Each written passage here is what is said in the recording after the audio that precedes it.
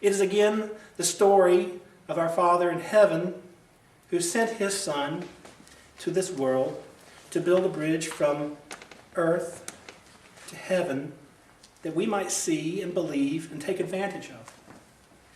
Now, if you were there on the day that Christ was born, in the afternoon, that you would have been going out to your fields and tending your sheep. Some people were in the city buying things. Some people who had just come into the cities to register for the census, which was ordered by the Roman governor, they were there trying to find a place to stay. They were trying to find provisions for the night. And so they were about the regular things that people would do. They were in the marketplace buying and trading. The shepherds were in their fields working. And people were going here and for to prepare for the night, oblivious to the idea that the most incredible thing in history was about to happen. Here was this young 14-year-old mother and an older widower, Joseph, who had just come into the city, trying to find a place for them to stay for the night. His wife was heavy laden with child, and so Joseph was concerned that they would have a dry and adequate place. You see, Joseph we see as the caretaker of the Christ, and we would revere him as such, for he gave that earthly care that only an earthly father can do. And so, his quandary of looking for a place, he was only able to find this little hollowed out niche in the cave wall that was being used as a stable. And the barkeep let them use that place. He bedded down the animals that they had. Mary, in that lowly place, gave birth to the light of the world, to the Christ. Wrapped him in swaddling clothes, laid him in a simple, rough-hewn manger. The hope of the world, such a precious thing, more precious than any treasure the earth could have to offer, was laid in this little, rough-hewn manger on the hay. He did not come arrayed as a prince, although he was and is. He had no crown upon his head other than the crown of righteousness. It is said that these shepherds who heard the angelic host proclaim the glory of the coming of the Lord, they left their flocks and came to the place they were told. And there they perceived this little child. I don't want you. They came, they bowed down, and they saw, and it was enough. You see, that night, more than any other night, the most momentous thing that has ever happened to humanity, we find in this night, salvation had drawn near.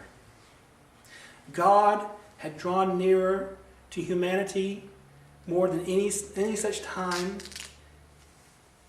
even from the beginning. Here, Jesus was God's answer to humanity's sinfulness. He is the cure that has been sent, and he was born anew that night. As we go forward in this Christmas season, this Christmastide season, will Christ be reborn anew in your hearts? Will you carry him? Will you protect him? Will you watch over him? In watching over your own faith life and how you treat others and how you look at others and how you live and walk this Christian walk that we're called to walk. You see, Christ is born anew. And we carry him to the world. People who do not know Christ will become to know Christ through your activities, your actions, your words, your basic demeanor. And so it is upon us to keep a good charge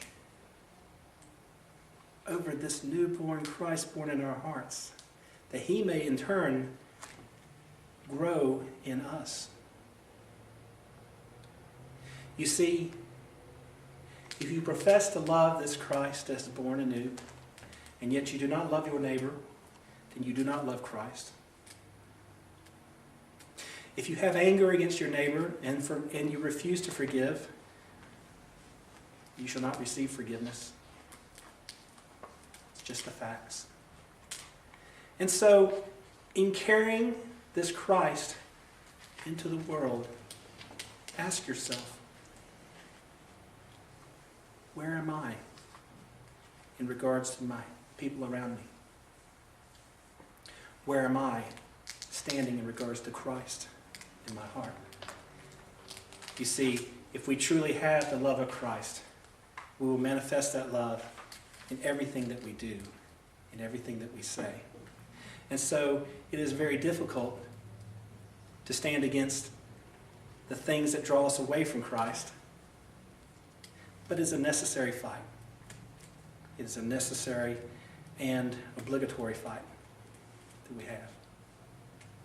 And so, as tonight, when midnight comes, our December 25th, when we hear that clock intone out the coming of that new day, will Christ be reborn in your hearts? And will you carry him forth throughout the year? Will you carry that gift with you? Or will you forget it and leave it for next year? This is a hard teaching, but many of us do this. Endeavor to carry Christ anew in your heart throughout each day. In the name of the Father, and of the Son,